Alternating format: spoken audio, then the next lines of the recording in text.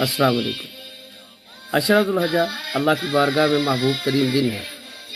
ان کی محبوبیت نبی کریم صلی اللہ علیہ وسلم اور آپ کے اصحاب رضوان علیہم اجمعین ان دنوں میں کثرت کے ساتھ تکبیرات پڑھتے، اس پورے عشرہ میں روزہ رکھنے، خصوصاً 1 سے 9 تک، اور 2 اہم ترین دن 9 ذی الحج یوم العرفہ دعاؤں کی قبولیت کا دن، اور 10 ذی الحجہ یوم النحر قربانی کا دن ہے۔